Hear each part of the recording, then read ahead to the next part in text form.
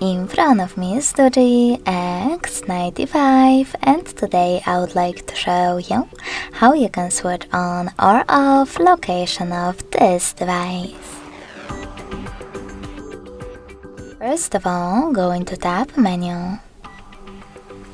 Now look for location icon, and when you find it, click on it. As you can see, mine is now green. That means that location is enabled, but you can always disable it by choosing the same icon again.